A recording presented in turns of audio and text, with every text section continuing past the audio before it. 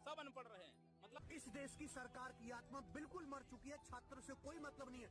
हमारे टीचर्स को 2 घंटे से भूखे प्यासे बस में पता नहीं कहां भर के ले जा रहे हैं। उनको पानी तक पीने के लिए नहीं दिया। पानी हमने उनको दिया है। उनको बाथरूम नहीं जाने दे रहे, रोक नहीं रहे। वो टीचर बेहोश होकर वहां पे गिर रहे हैं पट्ट होके, और अभी तक SSC staff selection commission, Hindi में कर्मचारी चयन आयोग, ये एक गवर्नमेंट ऑर्गेनाइजेशन है जो अलग अलग लेवल के सरकारी नौकरी के पदों पर कैंडिडेट्स का रिक्रूटमेंट करता है। अलग अलग लेवल के पदों के लिए अलग अलग एग्जाम्स कंडक्ट कराता है, जिसमें से कुछ मुख्य नाम है जैसे कि CGL, CHSL, MTS, GD constable, stenographer, JE और सीपीओ। एसएससी का एक पेपर और है जिसका नाम है सिलेक्शन पोस्ट फेज 13। ये पेपर ग्रुप बी, सी और डी के पदों के लिए रिक्रूटमेंट करता है। ये रिक्रूटमेंट अलग अलग गवर्नमेंट डिपार्टमेंट्स और मिनिस्ट्रीज के लिए किए जाते हैं। इतनी बड़ी सरकारी ऑर्गेनाइजेशन होने के बावजूद एसएससी के पास अपना कोई भी ऑपरेटिंग सॉफ्टवेयर नहीं है, जिससे एसएससी को form filling, payment, exam centers allotment, biometric verification, CCTV analysis के लिए प्राइवेट कंपनियों पर डिपेंड होना पड़ता है। या कहा जाए कि एसएससी ये सारा काम प्राइवेट कंपनियों को आउटसोर्स कर देता है। एसएससी इन सब कामों के लिए ऑक्शंस निकालता है, जिसमें प्राइवेट कंपनियां बिड करती हैं। प्राइवेट कंपनियां अपने अपने पैसे बताती हैं इस काम को करने के लिए। उसके बाद एसएससी को जो भी कंपनी सही लगती है उसको एसएससी अपना सारा काम सौंप देती है। इन काम करने वाली कंपनियों को वेंडर कहा जाता है, सरल भाषा में ठेकेदार। काफ़ी सालों से एसएससी का ये सारा काम टीसीएस, टाटा कंसल्टेंसी सर्विसेज, संभाल रही थी। एसएससी कमेटी ये मानती भी है कि टीसीएस एग्ज़ाम कंडक्ट कराने के लिए सबसे स्ट्रॉन्गेस्ट सर्वर्स प्रोवाइड करती थी और उनका ऑपरेटिंग सिस्टम सबसे हाईली एडवांस्ड। टीसीएस के पास अपने वेरीफाइड सेंटर्स भी थे। वन ऑफ द सबसे बेस्ट डिस्ट्रीब्यूशन नेटवर्क भी टीसीएस के पास था। इसलिए काफ़ी सालों तक टीसीएस को ये ठेका दिया जाता था। लेकिन 20 फरवरी 2025 में जब ऑक्शंस हुए तो अब की बार ठेका एडिक्विटी को दे दिया गया, क्योंकि एडिक्विटी ने सबसे कम पैसों में ठेका लेने के लिए अप्लाई किया था, जिसकी कीमत करीबन 171 रुपीज़ पर कैंडिडेट है। वहीं दूसरी कंपनियों की देखें तो टीसीएस ने एक बच्चे के 311 रुपये मांगे थे और एनएसईआईटी ने 289 रुपीज़ मांगे थे। एडिक्विटी ने पूरे ठेके के लिए 273 करोड़ बिड किए थे। वहीं टीसीएस ने 497 करोड़ और एनएसईआईटी ने 462 करोड़। इस वजह से एडिक्विटी कैरियर टेक्नोलॉजीज प्राइवेट लिमिटेड को एसएससी ने ठेका दे दिया। लेकिन एसएससी की कमेटी ये बात पहले से जानती थी कि एडिक्विटी एनक्रिप्टेड टेक्नोलॉजी का इस्तेमाल करती है छात्राओं की पर्सनल इंफॉर्मेशन को स्टोर करने के लिए, जो कि विंडोज़ के साथ काम करता है, जो एक बहुत ही घटिया क्वालिटी का सॉफ्टवेयर सिस्टम है। विंडोज़ का ये वाला सॉफ्टवेयर काफ़ी ज़्यादा अनप्रोटेक्टेड है, जिसमें टेक्निकल ग्लिचेस और डाटा लीक जैसी चीज़ें कॉमन हैं। इन सब चीज़ों के बावजूद एसएससी ने एडिक्विटी को ठेका दे दिया। एडिक्विटी के ऊपर पहले से काफ़ी सारे पेपर लीक, चीटिंग और टेक्निकल ग्लिचेस के एलिगेशंस हैं। इतना सब होने के बावजूद एसएससी ने एडिक्विटी को फिर से एक बार मौका दिया। ये एसएससी की भूल है। इधर एक चीज़ तो समझ आ गई थी कि अच्छे दिन आने वाले हैं, और भी काफ़ी सारी कंट्रोवर्सीज़ में एडिक्विटी का नाम शामिल है, जैसे कि 2022 MP teacher eligibility test paper leak. ये सब होने के बावजूद दोबारा अगले साल मौका एडिक्विटी को फिर दे दिया गया, एमपी पटवारी 2023 में। इधर फिर पेपर लीक हुआ। सीएम शिवराज सिंह चौहान ने सीबीआई मीटिंग बैठा ली, लेकिन कोई भी फायदा नहीं निकला, क्योंकि कुछ ही महीने बाद दोबारा एक ठेका मिला एडिक्विटी को, जो था महाराष्ट्र एमबीए सीईटी का। इधर भी paper leak, weak distribution network, काफ़ी सारे टेक्निकल ग्लिचेस सामने आए। एडुकेटी पहले भी इन गलत कामों के लिए जानी जाती थी, जिसके बाद गवर्नमेंट ने एडुकेटी को ब्लैकलिस्ट कर दिया था। लेकिन ब्लैकलिस्टेड कंपनी को इतने सारे पेपर के टेंडर्स क्यों दिए गए, ये चीज़ आज तक रिवील नहीं हो पाई है। एक बहुत बड़े नेता ने कहा था कि दूसरी सरकारें मुफ्त की रेवड़ी बांट रही हैं। मुफ्त की रेवड़ी बांटकर वोट बटोरने का कल्चर लाने की भरसक कोशिश हो रही है। चलो मान लिया रेवड़ी 1800-2000 रुपए किलो होती है, लेकिन ये सब देखने के बाद मुझे लग रहा है कि ये वाली सरकार 1000 रुपए के काजू की आड़ में ये वाले चने खिला रही है। अब टाइम आता है एप्लीकेशन प्रोसेस चालू होने का। ऑनलाइन एप्लीकेशन विंडो 2 जून 2025 से लेकर 23 जून 2025 तक खुलनी थी। सबसे फर्स्ट स्टेप था OTR one time registration, second application form filling, third document upload और फोर्थ पेमेंट। जैसा कि एक्सपेक्टेड था, प्रॉब्लम स्टार्ट हो गई। वन टाइम रजिस्ट्रेशन सबमिट करने में काफ़ी सारी दिक्कतें सामने आ रही थी। उसमें कई बार एडिटिंग नहीं होती थी और कई बार होती थी तो रॉन्ग होती थी। आधार लिंकिंग करते टाइम भी काफ़ी सारी OTP से रिलेटेड दिक्कतें सामने आईं। फेस ऑथेंटिकेशन करते टाइम कई बार सर्वर्स फेस को कैप्चर ही नहीं करते थे। डॉक्यूमेंट अपलोड करते टाइम 10 बार डॉक्यूमेंट अपलोड करने के बाद एक बार अपलोड होता था। पेमेंट होने के बाद भी कई बार पेमेंट शो नहीं करता था और पेंडिंग लिस्ट में उस एप्लीकेशन फॉर्म को डाल देता था। ऐसी और भी काफ़ी सारी समस्याएं एप्लीकेशन फॉर्म भरने के दौरान सामने आई, जिसके बावजूद 29,40,125 फॉर्म भरे गए और मल्टीपल शिफ्ट्स में 24 जुलाई से 2 अगस्त तक पेपर कंडक्ट होने थे। अच्छे दिन आखिर में आ ही गए जब 24 जुलाई से एग्ज़ाम स्टार्ट हो गए। पहली खबर सामने आती है दीपेश यादव की, जिसने एग्ज़ाम सेंटर प्रेफरेंस में पुणे भरा था, लेकिन इनको कोल्हापुर अलॉट किया गया। कोल्हापुर इनका थर्ड प्रेफरेंस था, सेकंड प्रेफरेंस को कंसीडर नहीं किया गया, जो कि मुंबई था। कई लोगों के सेंटर्स अलग अलग स्टेट में आए, यानी कि करीबन 300 से 400 किलोमीटर घर से दूर सेंटर प्रोवाइड किया गया।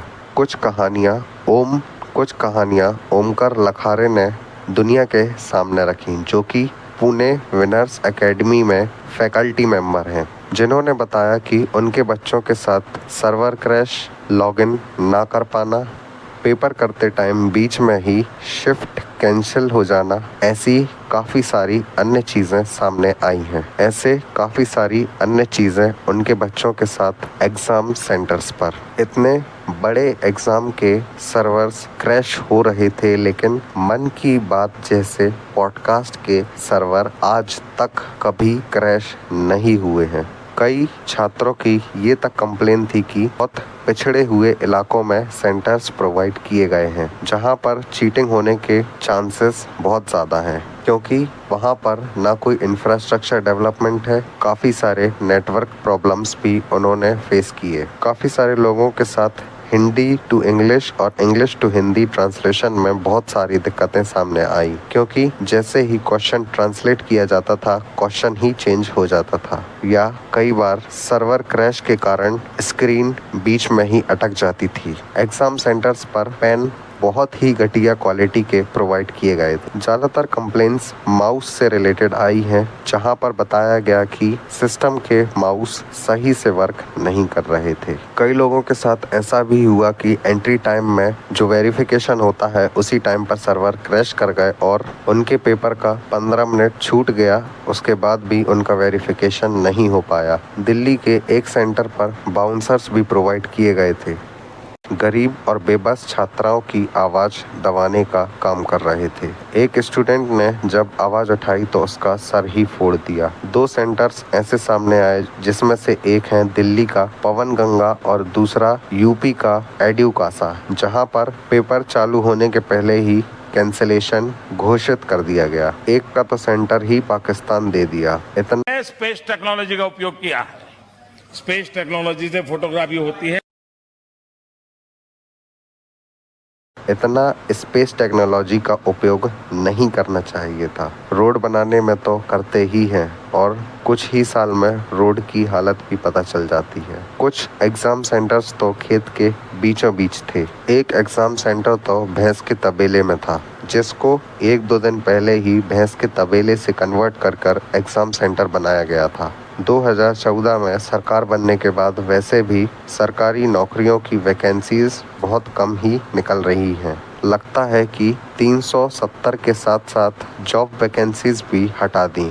देश का डेवलपमेंट तो हो रहा है, देश बहुत आगे भी बढ़ रहा है, लेकिन देश की जीडीपी ममता बनर्जी की संपत्ति जैसी गरीब क्यों? ये भी एक सवाल है। खैर, इन सब ग्लिचेस से रिलेटेड इतनी सब नौटंकियां होने के बाद काफ़ी सारे छात्राओं ने और उनके टीचर्स ने सिस्टम के खिलाफ प्रोटेस्ट किया और एक कैंपेन लॉन्च किया जिसका नाम रखा दिल्ली चलो। ये कैंपेन दिल्ली के जंतर मंतर में होने वाला था, जहां पर central development of personal and training का हेड ऑफिस है। प्रोटेस्ट करने का मेन रीज़न था कि एसएससी एग्जामिनेशन को इमीडिएट रिफॉर्म्स प्रोवाइड किए जाएं। दूसरा, एडिक्विटी नामक वेंडर को रिप्लेस किया जाए और टीसीएस को वापस लाया जाए। तीसरा, जिन लोगों के कारण मिसमैनेजमेंट हुआ है उनके खिलाफ इन्वेस्टिगेशन की जाए। लेकिन मांगे केवल बातों में ही सीमित रह गईं। गुरु और चेले शांति से रोड के एक तरफ आंदोलन कर रहे थे। ना ट्रैफिक को प्रॉब्लम हुई, ना आम आदमी का नुकसान हुआ, ना कोई हिंसा, ना कोई मारपीट, ना कोई सरकारी अफसरों के साथ बदतमीजी। उसके बाद भी इन लोगों के ऊपर लाठीचार्ज कर दिया गया। ये सब चीज़ें जब पॉलिटिकल लीडर्स करते हैं तब पुलिस की कभी हिम्मत नहीं पड़ती लाठीचार्ज करने की। लेकिन इधर गरीब और बेबस छात्राओं के ऊपर लाठीचार्ज बहुत बेरहमी से किया गया। और कहा जाता है कि भारत लोकतंत्र का मंदिर है। मुझे भी बताओ, ये कौन सा मंदिर है जहाँ पर पूजा यानी कि जस्टिस मांगने जाओ तो लाठियों से प्रसाद परोसा जाता है। टीचर्स और स्टूडेंट्स को बस में भरकर घंटों दिल्ली दर्शन कराए जाते हैं। पुलिस स्टेशन ले जाने की हिम्मत नहीं थी क्योंकि अपराध किया ही नहीं था किसी ने भी। लेकिन इसके बावजूद सबके ऊपर एफआईआर फाइल की जाती है बिना कोई रूल्स वायलेट करे। मैंने पहन के 2017 में उतार दी। अगर मर्द होते तो पहनते। एक पुलिस वाले भाई साहब तो वर्दी की मर्दानगी दिखा रहे थे। एक टीचर को जिसने 5 बार सीजीएल क्लियर किया है, उस पुलिस वाले से मेरा एक सवाल है कि मर्दानगी विधायक, सांसद या फिर मंत्री के सामने कहाँ चली जाती है तुम्हारी? विधायक सांसद की तो चलो छोड़ दो, उनकी औलादें भी तुम्हें लाते जूते मार कर जाती हैं। तुम्हारी मर्दानगी तब भी दूर दूर तक नहीं दिखाई देती। असली मर्द होते तो उस नेता को पकड़ते जिसकी जेब में या फिर स्विस बैंक में पैसा जाता है, या फिर यूनिवर्सिटी, होटल्स, थिएटर्स बिल्ड किए जाते हैं 2 नंबर के पैसों से। खैर छोड़ो, डैश डैश है तो सब मुमकिन है। इतना सब होने के बाद काफ़ी सारे हैशटैग्स ट्रेंड कर रहे थे, जैसे कि hashtag SSC mismanagement, hashtag SSC system सुधारो, हैशटैग जस्टिस फॉर एस्पिरेंट्स। इतना ही नहीं, फेमस टीचर्स के ट्विटर अकाउंट्स ब्लॉक कर दिए गए। सरकार बदनामी से इतना ही डरती है तो ढंग से काम क्यों नहीं करती? अपोजिशन लीडर राहुल गांधी ने प्रोटेस्ट को सपोर्ट करते हुए ट्वीट किया और लिखा, इसका एक ही सॉल्यूशन है, स्टूडेंट कोई भी गलत डिमांड नहीं कर रहे हैं। गवर्नमेंट आसानी से एग्ज़ाम रिकंडक्ट करा सकती है पुराने वेंडर टीसीएस के साथ। लेकिन अब की बार डैश डैश सरकार नहीं, अब की बार गवर्नमेंट के पैसों पर। दूसरा सॉल्यूशन ये है कि एसएससी अपना खुद का ऑपरेटिंग सॉफ्टवेयर डेवलप करे, अपने खुद के वेरीफाइड एग्ज़ाम सेंटर्स खोले, खुद के बायोमेट्रिक सॉफ्टवेयर्स और लाइव फोटो सॉफ्टवेयर्स भी डेवलप करें। सीसीटीवी सर्विलांस के लिए अलग से सर्वर्स का डेवलपमेंट हो। ये सब जब होगा जब ही सेफ सिक्योर एनवायरनमेंट स्टूडेंट्स को प्रोवाइड किया जा सकेगा। एक और चीज़ जो इधर हुई है कि काफ़ी सारे एग्ज़ाम सेंटर्स 300-400 किलोमीटर दूर अलॉट किए गए हैं। एग्ज़ाम सेंटर्स घर के पास ही प्रोवाइड किए जाएं।